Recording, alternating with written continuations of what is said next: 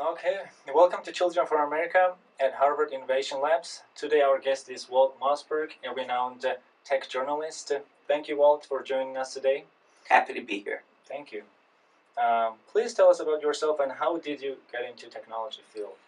Well, I was a journalist for about 20 years covering policy in D.C., in Washington, D.C., and I took up tech and computers as a hobby, and then I decided that it was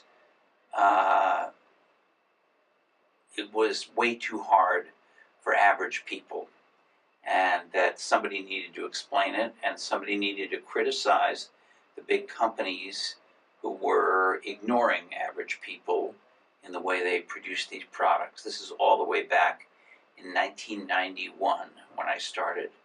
And so I was working at the time at the Wall Street Journal, and I talked them into giving me a column. And I did this, and I criticized their advertisers and championed average people. And that's what happened. What was your average day like at Wall Street Journal? I spent a lot of my day being pitched by companies, startups, small companies that you never heard of, some of which are well known now, but and some of which flamed out, but also teams from bigger companies. If they had a new product, a new piece of software, a new piece of hardware, a new service, whatever. And then I would, of course, write and research. You also met with a lot of entrepreneurs like Steve Jobs and Bill Gates. Yeah. What qualities did you like in them?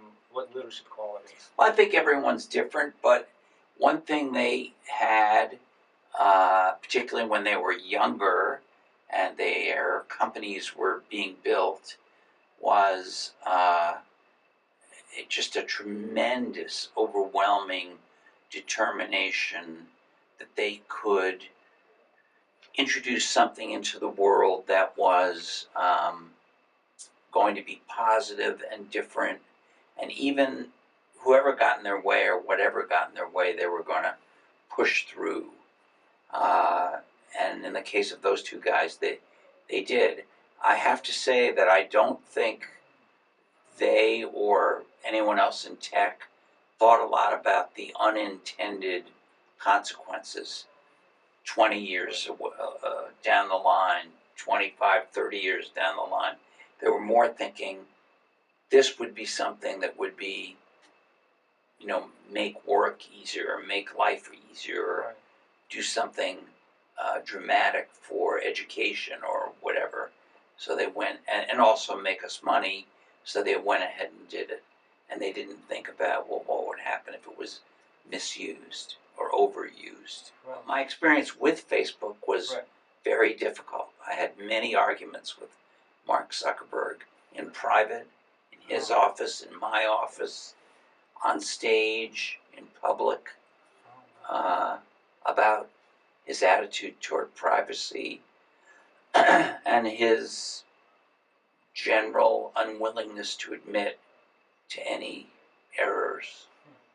Now, you yourself were an entrepreneur. Could you tell us about The Verge and other entities that you created? Well, the first entrepreneurial thing I did, and most journalists are not entrepreneurs, I was working at the Wall Street Journal covering different beats that I was assigned to cover.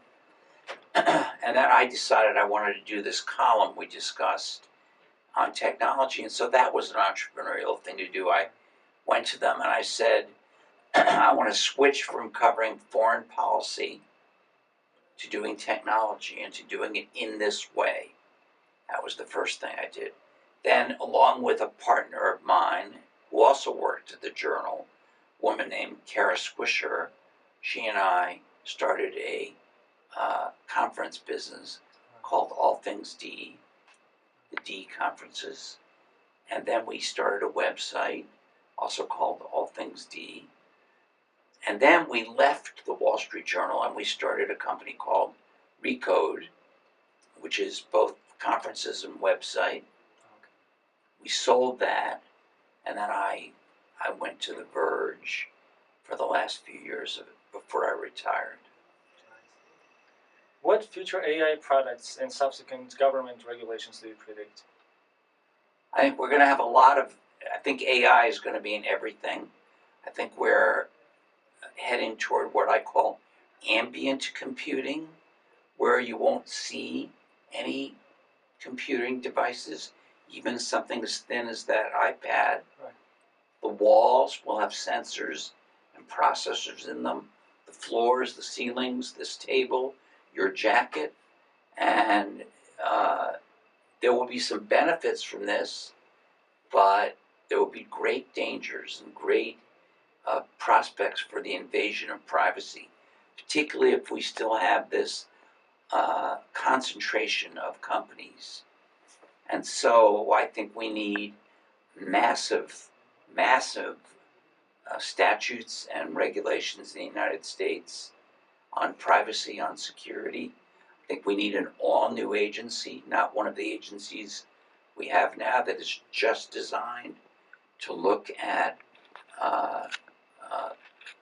what is going on digitally in our lives and what is going to be allowed and what is not going to be allowed. Well, thank you very much for joining us today. We wish you much success. Well, nice to be here. Thank you.